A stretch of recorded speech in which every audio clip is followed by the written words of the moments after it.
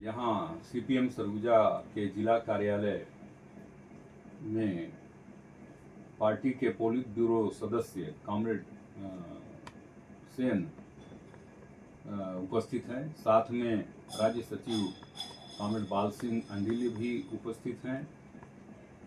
Comrade Sen यहाँ 24 मार्च को दिल्ली के रामलीला मैदान में आयोजित जन आक्रोश महारैली की तैयारी के संबंध में सरगुजा आए हैं।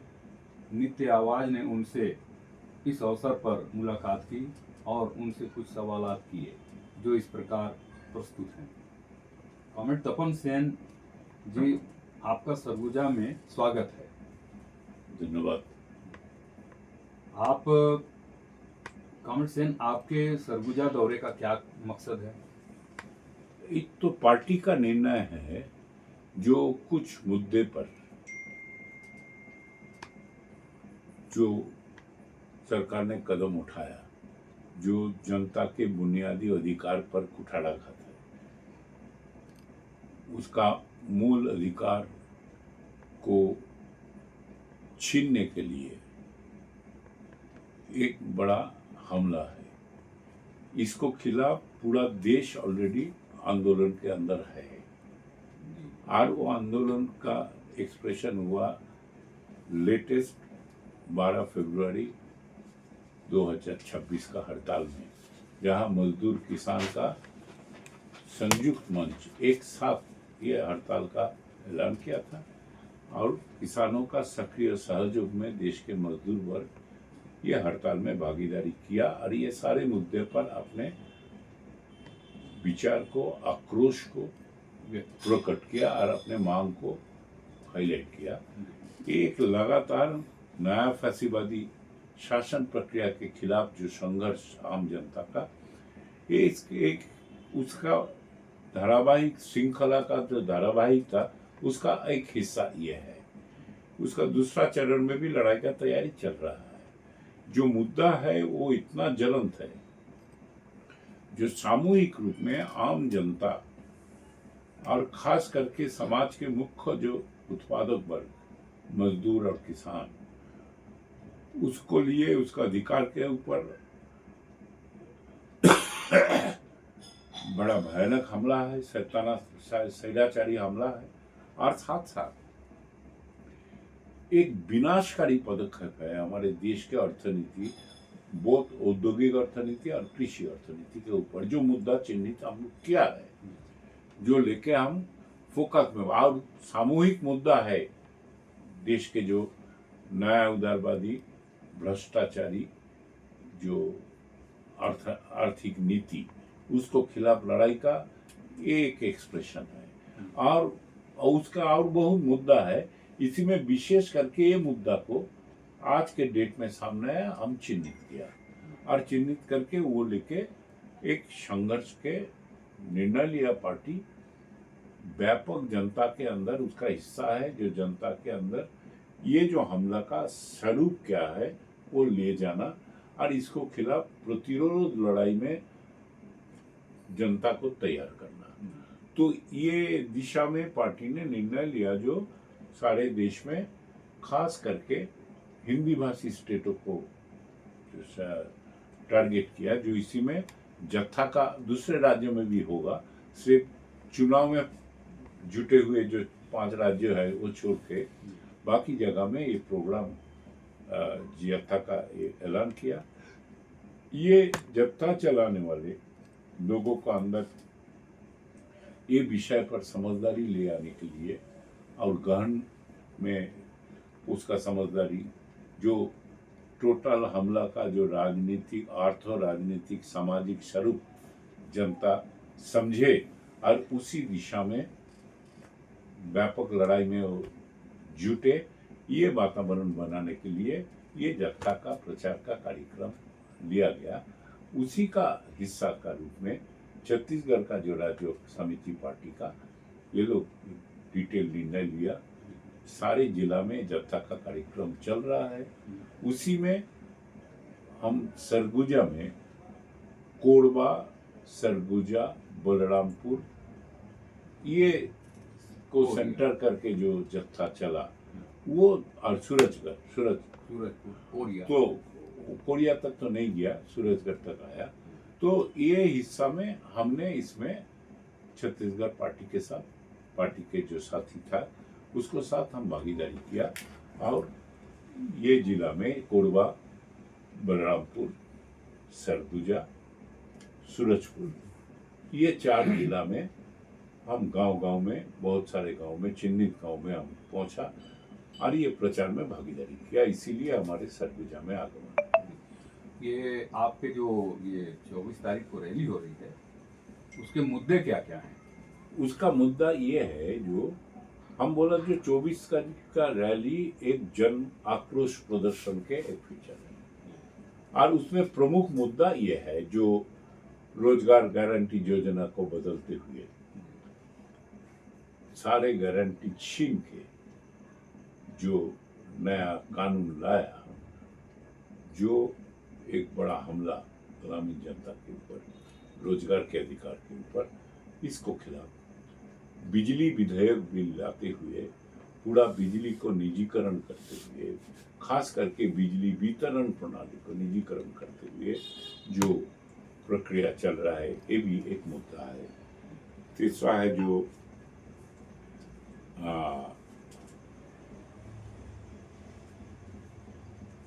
सीड बिल जो लाया गया, ये भी किसानों का बीज व्यवहार करने का जो अधिकार, स्वतंत्र खुद का बीज खुद तैयार करने का जो अधिकार, इसका ऊपर एक जबरदस्त हमला जो नया सीड बिल लाया, प्रैक्टिकली हमारे किसान को, हमारे देश की खेती का जो काम है, इसको बीज के व्यापारियों का ऊपर निर्भरशील कर देना। इतना दिन किसान उत्पादन प्रक्रिया में खुद के लिए, दूसरे फसल के लिए बीज तैयार कर लेते थे।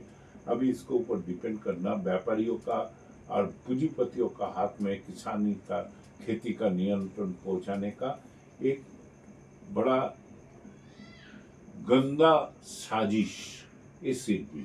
तो इसको खिलाफ भी आवाज उठाना और इसको विरोध करना और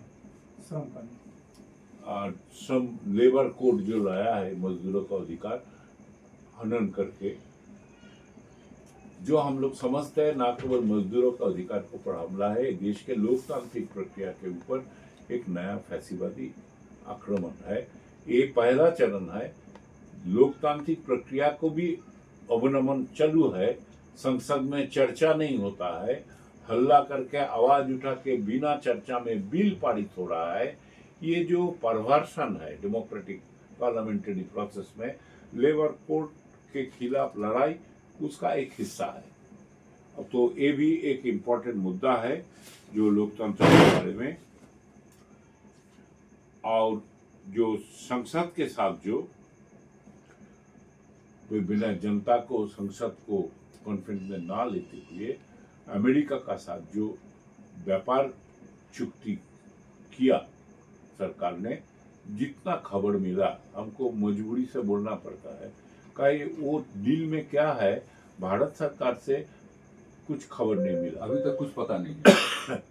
जितना हम लोगों को इस बारे में एडुकेट किया वो डोनाल्ड ट्रंप ने किया, रोजाना बयान देते हुए है। तो जितना पता चलता है उसमें ये बड़ा विनाशकारी पदक्षेप है। पहले तो 50% टैरिफ लगाया था। तो देखिए, उसे आउटवर्ड थी, this was not a basic thing. Total trading deal process में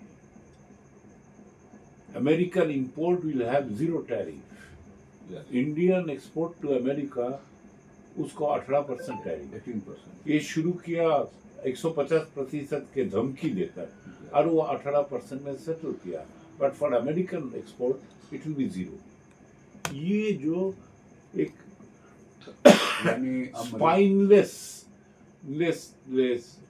spinelessness has got a limit. It crossed all limit of even the sense of self-dignity on the part of a government of a big country like India, which played an important role in non-alignment politics, for fight for peace and international order. इसके लिए जो भारत का जो भूमिका था वो खत्म। ये इसको भी एक मैंने छोटा कर दिया, काली ले दिया, एंड दीज आर ऑल परवर्शंस आपको being promoted by the ruling class, not merely a political party, but the ruling class for its own class interest. Interest of exploitation, interest of hegemonism on people's right, and condemning that. So it's a part of that. इसी को separately देखना गलत होगा। ये इसका focus, इसका expression आ गया सामने, इसके खिलाफ हमको आवाज बुलंद करना है एंड पीपल को जागरूक करने के लिए, जो ये देश का दुश्मनी कर रहा है आज की सरकार, देश के साथ दुश्मनी कर रहा है for national interest, not merely interest, किसानों का इंटरेस्ट, मजदूरों का इंटरेस्ट, उद्योगों का इंटरेस्ट, नॉट मियरली देश का इंटरेस्ट। आप एक तरीका का विश्वासघात हो रहा है। ये भी एक इम्पॉर्टेंट बात है। साथ साथ जो व्यापक निजीकरण चल रहा है, निजीकरण एक बड़ा भयानक चेहरा लिया, और ये निजीकरण प्रक्रिया को आगे बढ़ाते हुए सरकार ने, रूलिंग क्लास ने एक जो रास्ता अपनाया, वो भी एक kind of perversion. They have brought national monetization pipeline, handing over the public sector for monetization by the private sector with some return, very negligible return. Then from national monetization pipeline, there is sub-sector, land monetization pipeline. In the name of development, the government is going aggressively ahead on land acquisition, particularly in the mining areas, forest areas, and Chhattisgarh is one of that. And a big attack is being launched. Even though जो लोग को वनाधिकार का पट्टा मिला, उसका जमीन का ऊपर भी हमला शुरू हो गया in the name of development. So ये एक भयानक जगह में जा रहा है जिसमें आदिवासी का अधिकार अंडरमाइंड हो रहा है। नॉट ओनली आदिवासी का अधिकार, I find that it is only saying Adivasi will be is an immediate expression, particularly at the ground of Chhattisgarh, but all peasants. हम सरगुजा का विस्तीर्ण अंचल घूम के आया, not merely Adivasi. There was a big struggle. There are many big struggles by which landless peasants has got land out of snatching from zamindars. During last 10 years, in different pockets, this struggle उठा है। तो it is not merely Adivasi, non Adivasi भी। यहाँ से गए होंगे बलरामपुर के area में, तो आपने देखा होगा पूरा रोड बनाया जा रहा है, और वहाँ रोड की हालत है कि वो रोड के किनारे किनारे जो लोग बसे हुए हैं, उनको उनके घर तक का मुआवजा नहीं दिया जा रहा, नहीं दिया जा रहा। तो हम बोल रहा है जबरदस्ती जो एक हमला चल रहा है। सो निजीकरण का एक बड़ा एक्सप्रेशन है। Sometimes we miss it, we see bank, insurance, some public sector trying to privatize it. It is the only expression of privatization. No, there are multifaceted new formats are being very unscrupulously being discovered by the ruling class. और ये basic economic civilisational logic को पैर तले दबाते हुए, and that's why we call it a perversion, and we are facing that. So उसको खिलाफ भी आवाज उठाना रेजिस्टेंस के दिशा में। It is not enough जो किया है बहुत खराब किया है। We have to convert this struggle in a struggle for resistance in at every corner, every front, and it is possible in many places। ये उठ रहा है ये रेजिस्टेंस का आवाज। आपके मुद्दे में सारे देश में जो सांप्रदायिकता बढ़ रही है उसका भी जिक्र है। ये तो naturally is a part of that. ढांचा पूंजीवाद के ढांचागत संकट ग्लोबली, सिर्फ हमारे देश में नहीं, ग्लोबली ये ऐसा तानाशाही हमला जो न्यू फैसिस्ट चेहरा ले रहा है, हम बोल रहे हैं पार्टी एक ही साथ, उसका integral part of the project is to create divisive disruptive politics in the societal governance, somewhere in the name of immigrants, somewhere in the name of Hindus and Muslims. For Chhattisgarh, it is Hindus and Isais. Different factor. Plus, again, out of एक channel का अगर division विभाजनकारी प्रक्रिया शुरू होता है उसका अंत नहीं होता है. देन जातिगत विभाजन, OBC, tribal, Yadav etcetera etcetera, एक प्रक्रिया शुरू हो गया है तो ये और एक्टिव पॉलिटिक्स इसको इंडल्ज कर रहा है जी, और ये मैन से मैन तक चला जाता है, मैन टू मैन चला जाता है.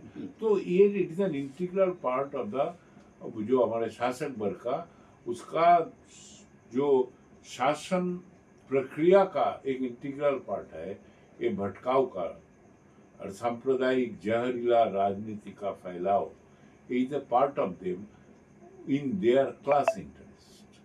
So it should be looked in on that. So definitely हमारे कैंपेन में अनिवार्य रूप में ये बात भी आ रहा है. आज भी हमारा हर मीटिंग में हम अंत में जाके ये बोल रहा है जो भटकाव का राजनीति से ट्रैप से निकाल के आइए, जनता को उद्धार कीजिए और उद्धार कीजिए ये समझदारी लोगों को पास ले जाते हुए. अच्छा, ये है कि जो भारत और अमेरिका इजराइल परस्त नीति जो भारत की है अभी हो गई है, उसमें अभी जो युद्ध हो रहा है ईरान से जो चल रहा है, इसमें जो अभी जस्ट जो है एक दिन पहले हमारे देश के प्रधानमंत्री इजराइल गए थे, वहाँ से गलबहियाँ डाल करके यहाँ आए और तत्काल फिर युद्ध शुरू हो गया. इस जो ये एक टिकड़ी है जिसमें भारत शामिल हो गया है, इसके संबंध में सीपीएम का क्या? ये तो हमारे आज़ादी के बाद भारत सरकार के जो कंसिस्टेंट फॉरेन पॉलिसी था उसमें Palestine is one of the important part, जिसमें क्लियर लाइन लेना था. हमने इजराइल के रिकॉग्नाइज भी नहीं किया एज ए सेपरेट स्टेट.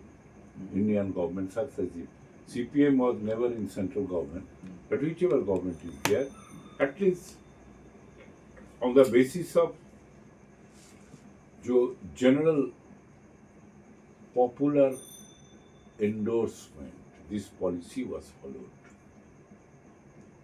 वो पॉलिसी के साथ एक गवर्नमेंट एकदम उल्टा हाथ चलना शुरू कर दिया और अमेरिका का प्रैक्टिकली गोद में सरेंडर कर दिया.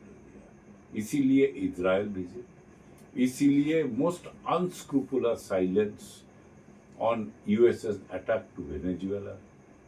The similar unscrupulous silence is on Israel's attack on Iran.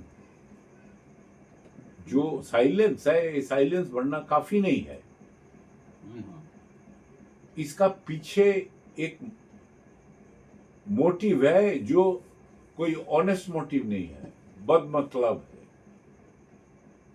और इसका इतना नीचे उतार के दिया और अमेरिकन हेजिमनी के पास प्रैक्टिकली सरेंडर किया. इंडो यूएस ट्रेड डील में जो एक्सप्रेशन इंडियन गवर्नमेंट पॉलिसी का आया, a similar expression of surrender, total surrender to this international gangsterism by the Trump government. It's a virtually endorsement. Remaining silent means endorsement of that. आपको ऐसा नहीं लगता कि ये जो वेस्टर्न फाइल्स है उसके से जो दबाव है उसके तहत? देखिए, कारण बहुत सारे फैक्टर्स है, डिफरेंट फैक्टर्स, डिफरेंट कॉन्ट्रडिक्शंस एक जगह में ले जाता है डेवलपमेंट को. No doubt of it, these are all factors, but even those factors are there. हमको आजादी के बाद से जो कंसिस्टेंटली जो फॉरेन पॉलिसी हम परसू किया, बिना डिक्लेयर करते हुए उसको बदलना, ये नहीं है जो मोदी बोला जो नेहरू का पॉलिसी गलत था, हम अमेरिका का गोद में जा रहा हूं, बोलते नहीं, ये बोलते नहीं है.